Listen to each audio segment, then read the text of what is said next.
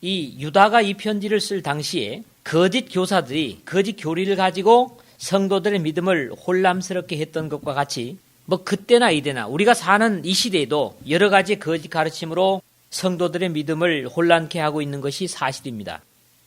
오늘 본문을 통해서 거짓 교사들과 힘써 싸워서 믿음을 지키라는 그런 권면을 받는 우리도 이 현 시대에 오늘 본문에 나타나는 것처럼 거짓 교사들과 신앙에 대한 위험성들을 대조하고 깨달아서 그런 것들을 우리 교회 속에서 제거하고 성경과 대조를 해서 결국 성경에 어긋나는 것들은 우리가 아무리 사람이 좋을지라도 물리칠 수 있는 그런 의로운 싸움이 오늘 우리에게 필요하다. 그런 의식을 갖습니다.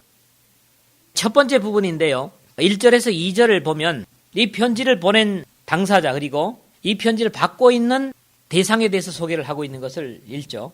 자기를 소개하기를 예수 그리스도의 종이요 야고보의 형제인 유다라 그렇게 표현을 하고 있다는 겁니다. 그렇기 때문에 대부분적으로 이 유다서를 예수님의 육신의 형제인 유다가 썼다고 하는 데는 역사적으로도 별로 혼란이 없습니다. 그러나 왜 예수님의 동생이요 야고보의 형제인 유다라 하지 않고 예수 그리스도의 종이요 야고보의 형제라고 그렇게 얘기를 하고 있는가? 이 유다는 예수님께서 살아 계실 때 예수님을 믿지 않았습니다. 요한복음 7장 5절 예수님께서 적어도 십자가의 구속의 역사를 완성하실 때까지 유다나 다른 형제들이 예수님을 그리스도로 믿지 않았습니다. 단순하게 자기와 같은 육신의 형제 마리아의 아들이요 또 요셉의 아들로만 쉽게 우리 말한 말로 지나 내나 다를 게 없다. 뭐 이런 정도로 그 예수님을 평가라고 생각했던 것이죠. 그런데 주님께서 구속의 역사로 십자가에서 돌아가신 후에 야고보는 예루살렘 교회의 지도자가 되어 있는 모습을 성경에서 볼 수 있습니다. 그리고 야고보서를 기록한 것으로 유다가 자기를 소개하기를 구세주 대신 예수님 동생이라고 소개한 것이 아니라 예수 그리스도의 종이라고 소개를 하고 있다는 사실입니다. 그 당시에 종이라고 하는 것은 주인의 소유물에 불과한 존재임에도 불구하고 자기는 예수 그리스도의 종이라고 분명히 자기를 표현하고 있습니다. 예수 그리스도와 자기의 관계를 형과 동생의 관계가 아니라 죄인과 그 죄를 해결해 주시는 메시아의 관계로 주인과 종의 관계로 분명히 우리에게 자기를 소개하고 있다는 사실입니다. 그리고 편지를 받는 자에 대한 소개하기를 부르심을 입은 자, 곧 하나님 안에서 사랑을 얻고 예수 그리스도를 위하여 지키심을 입은 자들이라 그렇게 말하고 있거든요. 우리가 여기서 중요한 건 한 가지가 뭐냐니까 1절 하반절입니다. 곧 하나님 아버지 안에서 사랑을 얻고 구원을 받은 사람들은 다 하나님의 사랑을 얻은 사람들입니다. 지키심을 입은 자들이라는 거예요. 근데 지키심의 이유를 거기 앞에 적고 있어요. 예수 그리스도를 위하여 지켜준다는 거예요. 우리가 하나님의 보호를 입는 것은 우리 자신의 의나 부지런함이나 정직함이나 또는 성실함에 의해서가 아니라 예수 그리스도 때문에 우리가 교회 속에 지켜진다는 사실입니다. 우리가 이걸 생각한다면 교만할 수도 없고 우리 어떤 입장을 지나치게 생각할 그런 염려도 없죠. 우리가 감사한 건 뭐냐? 이 세상의 많은 사람들 가운데서 하나님 아버지의 사랑을 얻은 자가 되었다. 얻는다는 표현이 분명히 한계는 있어요. 얻는다고 하는 것은 우리 인간의 입장에서 보면은 뭐 얻는다 하면 조금 얻는 것. 그럴 수 있지만 하나님의 사랑은 우리가 한계를 정할 수 없기 때문에 하나님의 사랑을 얻었다고 하는 표현은 완벽하게 넘치도록 누린다는 그런 표현으로 이해를 해야 됩니다. 하나님은 절대로 조금 주시는 분이 아니에요. 예수님께서 말씀하신 대로 흔들어 차고 넘치도록 주시는 분이라고요. 이것은 첫째로 하나님께서 그렇게 우리에게 주실 수 있는 게 뭐냐 하니까 바로 사랑입니다. 그 사랑을 우리가 받은 자들이다. 이렇게 말씀을 하고 있다는 사실이죠. 죄값으로 죽어 마땅한 죄인들이었지만은 하나님의 특별한 사랑을 입어서 그리스도를 통해서 죄사함을 받고 그리스도에 의해서 보호를 받고 그런 사람들이 교회 안에서 신앙하는 사람들인데 그런 모습이 아닌 슬며시 교회에 들어온 자들이 있었다는 거예요. 살며시 들어왔다는 게 뭐예요? 몰래 들어왔다는 거예요. 이 교회에 더해질 수 있는 방법은 성경에 하나밖에 안 나옵니다. 우리는 이 교회를 위치적으로는 다르지만 이 교회의 머리는 예수 그리스도라고 하는 입장에서 지역의 다른 교회들의 모든 몸은, 우주적인 몸은 하나라는 거죠. 여러 개가 아니라. 그래서 이 교회의 성도로 더해지는 건 뭐냐? 교회 등록 카드를 기록해가지고 교회에 내는 것으로 그 교회의 일원이 되는 게 아닙니다. 성경은 그렇게 가르치지 않습니다. 바로 사도행전 2장 47절에 보는 대로 주께서 구원받은 사람들을 날마다 교회에 더하셨다는 거예요. 교회의 완전한 일원이 되기 위해서는 구원받은 사람이 되어야 된다는 거예요. 교회의 일원이 됐다 하는 것은 뭐냐? 복음을 듣고 복음을 믿고 그 복음의 순종으로 회개하고 예수 그리스도께서 나의 생명의 주인이라고 하는 사실을 고백하고 그리고 많은 물 속에서 예수님과 함께 죽음의 하나가 되는 세례를 받고 물에서 올라옴으로써 그 예수 그리스도의 부활에 동참하는 그런 과정을 거쳤을 때 하나님은 성령을 선물로 그러한 사람에게 주시게 되고 그런 사람이 비로소 교회의 일원이 된다는 겁니다. 다른 방법은 없습니다. 물론 이런 하나님의 적절한 절차를 따라서 교회에 들어왔다면 그 사람은 지역적으로 이동을 해도 같은 하나님의 백성이 분명하지요. 2절에 보니까 유다는 이 편지를 받아서 읽는 사람들에게 하나님께서 긍휼과 사랑과 그리고 하나님만이 주실 수 있는 참 평화를 풍성하게 달라고 그렇게 기도를 합니다. 긍휼과 평강과 사랑이 너에게 더욱 많을지어다. 왜냐하니까 예수 그리스도로 말미암아 지키심을 받은 자라든가 또는 하나님 아버지 안에 사랑을 얻은 자들은 당연히 긍휼과 평강을 사랑을 가진 자들입니다. 믿음의 사람들은 하나님의 긍휼과 평강과 사랑을 다 가진 자들입니다. 하나님 아버지 안에서 사랑을 얻은 자, 예수 그리스도를 위해서 천사들의 보호를 받는 하나님의 백성들은 당연히 긍휼과 평강과 사랑은 이건 뭐예요? 기본입니다. 기본. 그런데 이 기본적으로 가진 것에다가 지금 유다는 뭐라고 얘기합니까? 더욱 많을지어다. 뭐예요? 풍성할지어다예요. 그래요. 풍성하면 좋은 게 뭐예요? 풍성하면 풍성할수록 좋은 게 있는데 그게 뭐냐? 하나님의 긍휼의 풍성, 그 다음에 하나님의 평강의 풍성, 하나님의 사랑의 풍성. 이것은 아무리 우리가 받아도 이건 질리지 않는 거예요. 물리지 않는 거예요. 하나님께로부터 주시는 것들은 인간이 아무리 누려도 물리지 않습니다. 세상에 좋은 음식은 가서 몇 번 먹으면 이제 그것도 이제 그만합시다. 뭐 이럴 수 있지만은 하나님께서 하늘 위로부터 주시는 좋은 것들은 아무리 우리가 받아도 물리지 않아요. 그게 영적인 은혜입니다. 그런데 지금 유다가 이 편지를 읽고 있는 사람들에게 이 편지를 읽고 있는 사람들이 1세기 당시에는 다른 사람이었지만 오늘 여기 있는 사람들이 읽는 거 아닙니까? 근데 여러분들이 읽는 거예요. 그래서 긍휼과 평강과 사랑이 너에게 더욱 많을지어다 하면 아멘 하고 받아야죠. 그 다음에 두 번째로 이 편지를 쓰는 목적에 대해서 이제 말씀하고 있는 내용이 3절 4절입니다. 유다는 이 3절에서 편지를 쓰게 된 경위를 밝히기를 본래는 성도들이 얻은 현세의 구원과 주님 재림 시에 누리게 될 영원한 구원에 대해서 더 자세히 써보내기를 간절히 원한다고 그렇게 했습니다. 그런데 본래 마음먹었던 계획을 바꾸어서 성도들에게 단번에 주신 믿음의 도를 위해서 힘써 싸우라는 내용으로 써보내야 할 필요를 느꼈다. 이렇게 지금 유다가 말하고 있죠.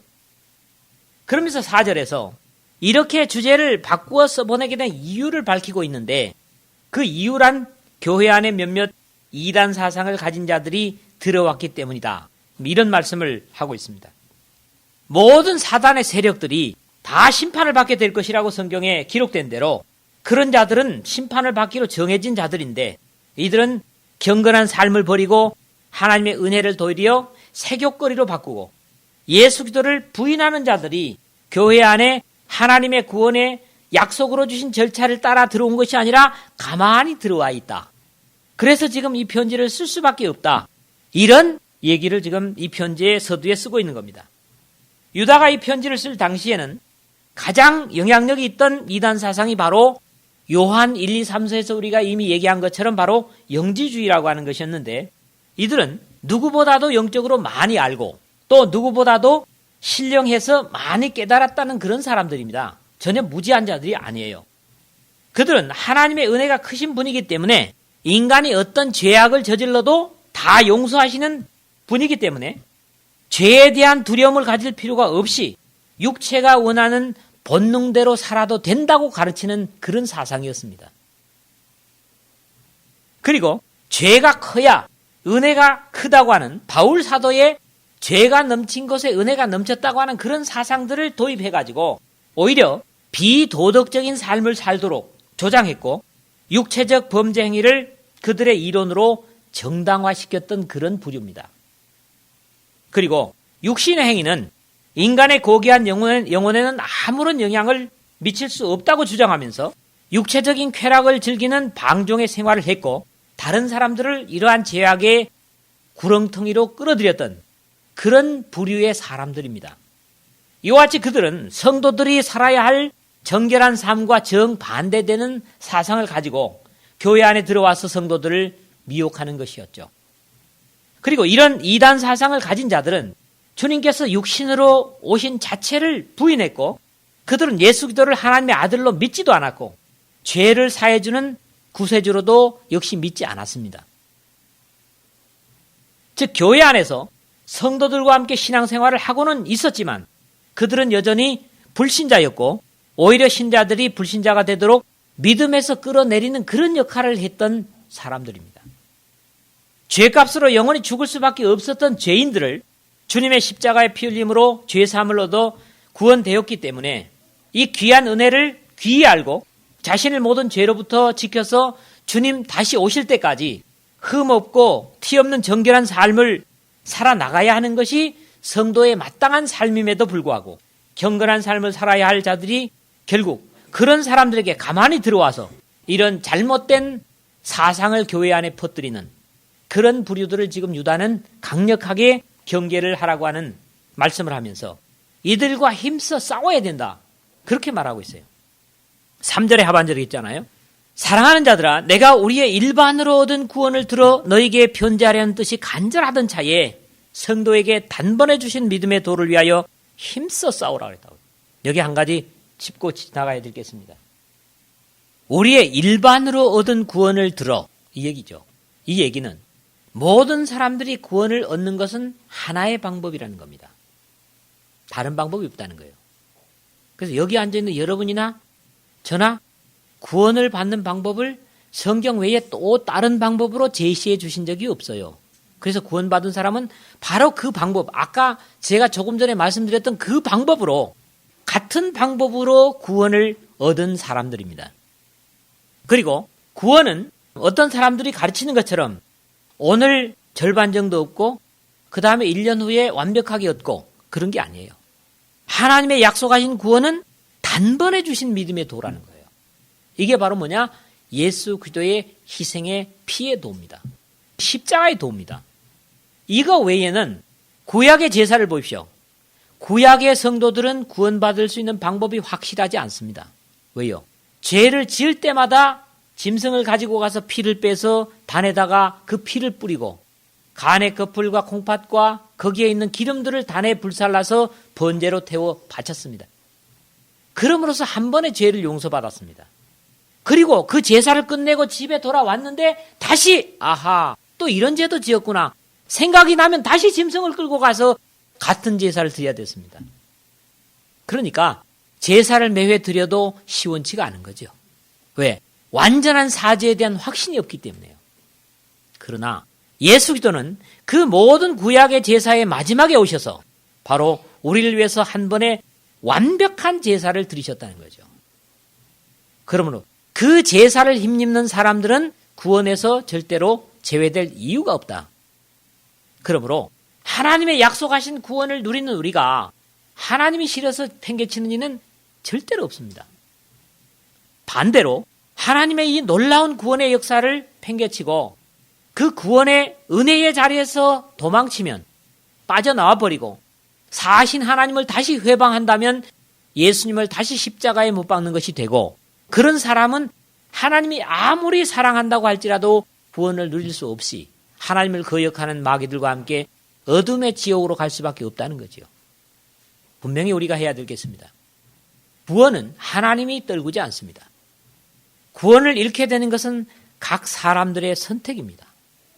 하나님은 인간에게 특별한 존재로서 이걸 주셨어요. 이 세상의 모든 존재하는 것들은 하나님을 의식할 수 있는 존재가 없습니다. 아무리 똑똑하다고 하는 원숭이도 침팬치도 고릴라도 하나님을 의식하지 못합니다. 예배드리는 흉내는 배워가지고 낼 수 있습니다. 그러나 절대로 그들은 하나님을 예배할 수가 없습니다. 다만 하나님의 형상을 가진 인간에게만 하나님을 교통할 수 있는 그런 특별한 권한을 주신 거지요. 여기에 대한 반대로 이걸 거역하는 유물론자들이 만든 이야기가 바로 혹성 탈출이라든가 이런 것들입니다. 이런 영화입니다. 거기는 뭐예요? 다른 혹성에 다른 생명체가 있는데 원숭이로 그려가지고 뭐 킹콩이라고 있죠. 인간의 뇌를 거기다가 이식을 하기도 하고 뭐 이렇게 하면서 결국 인간은 진화되는 것이지 신을 의식하는 게 아니다. 뭐 이런 식으로 결국 거기는 주체자가 인간이 아니고 원숭이에요. 그래가지고 지구에서 인간을 데려다가 인간을 머리를 해부해보고 이런 걸 만든다. 그런데 그건 있을 수가 없는 얘기입니다. 그건 한마디로 픽션이죠. 사실이 아니란 얘기예요. 그리고 이런 것들이 어떻게 보면 진화가 요즘 시대에서 얘기하는 바로 다빈치 코드입니다. 전부 이런 하나님의 단번에 주신 믿음의 도를 어그러뜨리려고 하는 어둠의 세력의 역사란 말입니다. 그렇기 때문에 그런 것들을 우리가 알아두면 유익할까? 어떤 부분에는 그걸 말하는 사람에게 내가 모르면서 말하는 것과 알고 말하는 것과는 호소력이 다르겠죠. 그렇기 때문에 믿음의 담력이 있다면 그런 것들을 역시 봐서 우리의 신앙을 키울 수도 있습니다. 아무리 거짓말로 우리를 부추겨도 믿음이 견고하게 선 사람은 그 하나님의 진리에서 흔들림이 없을 것이기 때문에요. 그러나 믿음이 약한 사람들은 그걸 보고도 믿음이 흔들릴 수도 있습니다. 제가 한 30년 전에 그런 책을 보고 대단히 혼란을 겪은 적이 있다고요. 실제적인 경험입니다. 그때만 해도 뭐 믿음의 체계가 완전치 못했기 때문이겠죠. 성도에게 단번에 주신 믿음의 도, 이거는 오늘 조금, 내일 조금, 모레 조금이 아니라는 거예요. 하나님께서 우리를 의롭게 하신 것은 바로 예수 그리스도의 희생의 십자가에 나를 같이 죽이고 거기서 부활에 동참하는 그런 모든 사람들에게 단번에 너는 하나님의 것이 되었다, 의롭게 되었다고 도장을 찍습니다. 그게 성령이란 말이죠. 그래서 물에서 올라와서 바로 성령을 동일하게 받기 때문에 물과 성령으로 나는 것이 2회가 아니라 1회적인 것이다. 그런 말씀을 여러 번 드린 바가 있습니다. 우리는 이 시대에 세 가지를 대항해서 싸워야 될 필요가 있습니다. 교회가. 그걸 제가 지금 말씀을 드리겠는데요. 첫째는 교파주의의 위기입니다. 하나님의 뜻은 다 같은 말을 하고 분쟁이 없이 다 같은 마음과 같은 뜻으로 온전히 합하라는 것입니다. 에베소서 4장 1절에서 계속 보면 한 믿음, 같은 믿음이죠. 한 세례, 한 교회, 한 주가 한 하나님이 계실 뿐이라는 거지요. 그럼에도 불구하고 오늘 이런 현상들을 우리는 실제적으로 목격하고 있는 것을 보고 그리스도의 교회라고 하면 벌써 하는 얘기가 그 교회가 어느 파에 속했습니까?부터 묻습니다. 저는 그게 굉장히 그 비극이라고 생각해요. 왜 그래야 되는가? 각 교파는 교리를 조금씩 달리합니다. 그러면서도 이 각 교파는 점점 분열이 되고 있고 지금도 수가 더 많아지고 있고 자기들의 교리를 합리화하는 것들을 봅니다. 교파가 존재하는 사실을 마음 아파하는 것이 아니라 교파가 당연히 있어야 하는 것으로 받아들이고 있는 현실이 바로 큰 위기라고 하는 것입니다. 성경에 어긋나는 구원관이나 또는 예배관 그리고 성경이 말하는 교회 조직과 다른 이론을 가진 모든 교파주의는 단번에 받은 믿음의 큰 위기가 되고 있는 것이 사실입니다. 그리고 그들이 더 번성하고 커진다는 사실에 있어서 우리가 대항하지 않을 수가 없는 거죠. 몸이 하나요, 성령이 하나입니다. 그리고 주님도 한 분이시요, 믿음도 하나이요, 세례도 하나이요, 하나님도 하나이시니 한 소망 가운데 온전히 합해서 하나가 되어야 하는 말씀에 의해서 믿음이 하나가 이루어져야 되는 그런 시기에 오히려 점점 분열되는 절대로 하나님께서 그 영역 하나님의 나라가 넓혀지는 것은 원하시지만은 자신의 몸인 교회가 분열되는 것은 결코 기뻐하지 않습니다. 그리고 그것이 하나님의 진리를 위해서 나눠지는 것이라면 하나님은 그것을 승인하십니다. 그러나 하나님의 진리 때문이 아니라 인간의 욕심이나 또는 인간의 이권에 의해서 나눠지는 것이라면 하나님은 그것을 반드시 악하게 보실 것입니다. 두 번째, 우리가 교회 속에 싸워야 되는 게 뭡니까? 세속주의의 위기입니다. 세속주의라고 하는 것은 영적인 교회를 세상적으로 몰고 가는 것을 말합니다. 우리의 믿음의 목표는 제사함 받아서 현세에서도 구원을 받고 주님 재림시에 새하늘과 새 땅에 들어가는 영생입니다. 그런데 영생의 복보다도 이 세상의 세속적인 복을 더 강조해서 하늘나라의 소망보다는 세상에서 소망을 심어주는 사상이 바로 세속주의의 극단적인 모습입니다. 그리고 세속주의란 하나님의 주권에 의해 따라가는 것이 아니라 세상 사람이 좋아하는 대로 따라가는 그런 사상입니다. 그러다 보니까 예배도 하나님이 기뻐하셔야 되는 하나님 중심이 아니라 사람 중심으로 바뀌어 가고 있는 것을 봅니다. 이런 세속주의는 결국 하나님을 예배하는 일에 온갖 요란한 것들을 세상처럼 다 들여오게 하고 세상 속에서 즐길 수 있는 모든 것들을 교회에 끌어들여서 세상과 교회의 구분을 두지 않는 그런 모습으로 가고 있는 것들이 세속주의의 일면입니다. 그리고 이 세속주의는 내가 다시 올 때까지 이것을 행해서 나를 기념하라는 주님의 명령인 주님의 만찬을 예배에서 빼내고 오히려 연보는 강조하면서도 영적인 공동체를 하나님의 진리나 복음을 증거하는 그런 일보다도 자기들만의 어떤 화려한 궁전으로 꾸미는 복음을 전하는 것보다는 그런 일에 너무 많은 예산을 소비해버리는 이런 부패시키는 모습들도 역시 세속주의의 일면이라고 하는 것을 우리는 간과할 수가 없습니다. 뿐만 아니라 요즘은 여성 파워가 강한 시대 아닙니까? 왜 하나님은 아버지 하나님이냐? 왜 어머니 하나님은 안 되느냐? 이게 여자들의 주장이란 말이죠. 여권운동을 하는 분들의 주장이에요. 아니 성경에 아버지인데 왜 하나님 어머니가 없느냐 이거예요. 이것 자체가 사실은 우리 물질적인 사고를 가진 신관입니다. 성경이 하나님 아버지로 표현하고 있다고 할 때는 우리가 여자일지라도 그걸 수용할 수 있어야 그게 하나님께 순종하는 거죠. 그런데 결국 여권운동 한답시고 하나님의 성경에서 가르치고 있는 교훈들까지도 거역하고 뒤집는 것은 이건 바른 여권운동이 아닙니다. 우리 여성분들이 좀 서운할지 모르지만요. 우리 이성적으로 아무리 받아들이기 어려울지라도 우리는 성경이 그렇게 말하면 그걸 수용하는 것이 믿음입니다. 왜 성경에서는 어떻게 보면 여자를 무시하는 것처럼 보이는가? 그러나 위대한 믿음의 사람들은 다 여성들이었습니다. 예수님의 죽음을 최후까지 그 골고다 등에 지킨 사람도 여성들이었습니다. 남자들은 다 도망갔어. 자기 살겠다고. 그러니까 여자들이 위대하다 이거죠. 위대한 믿음의 영웅들이여 그대들은 여자들이다 이거예요.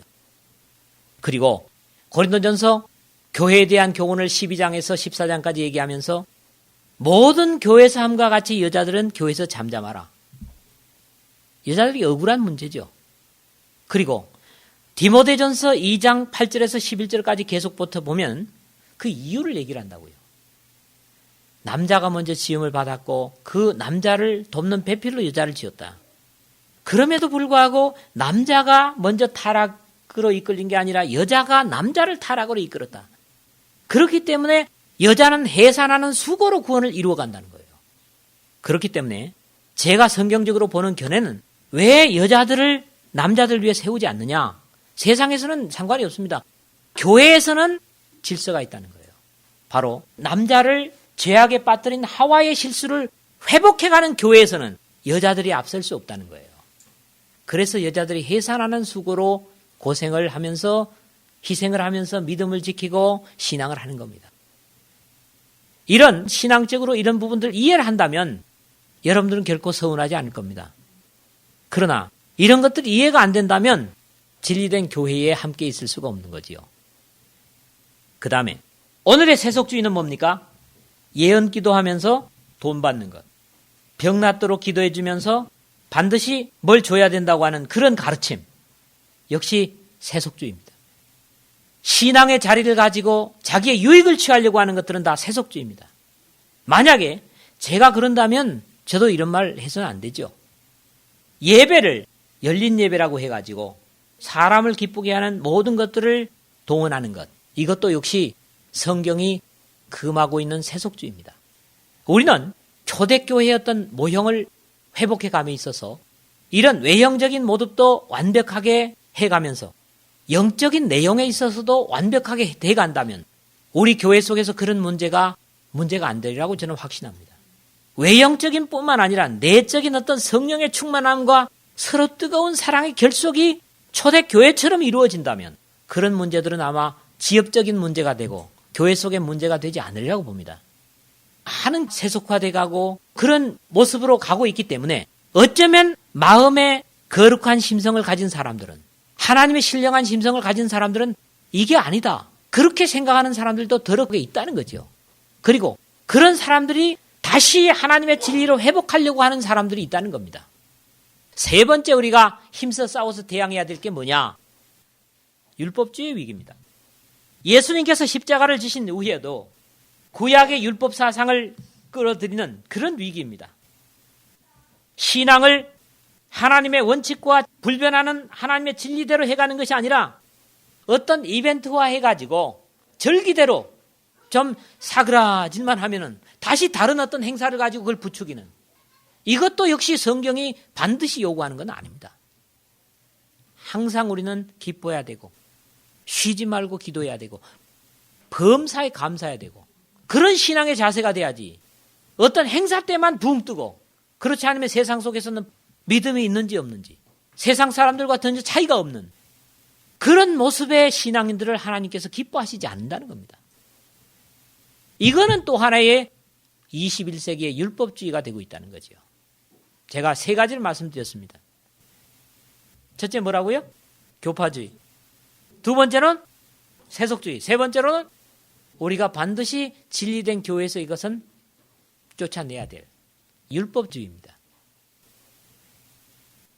말씀 맺겠습니다. 우리가 특별한 사람으로서 하나님의 은혜를 입은 것이 아니라 모든 보편적인 사람들과 같은 죄인들로서 하나님 아버지 안에 사랑을 얻은 자들이 됐습니다.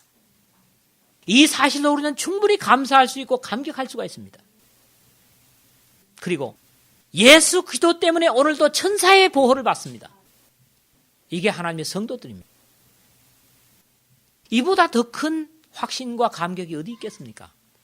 그렇기 때문에 우리는 이 은혜를 주시기 위해서 모든 세계 속에, 역사 속에 모든 사람을 일반으로 주신 구원의 방법을 통해서, 단번에 주신 믿음의 도를 통해서 하나님의 거룩한 교회 속에 일원이 되고 천상의 우리의 미래에 돌아갈 영광의 나라를 기대하는 그런 거룩한 성도들이 됐기 때문에 이것에 거스르는 모든 잘못된 것들은 담대히 힘써 싸워서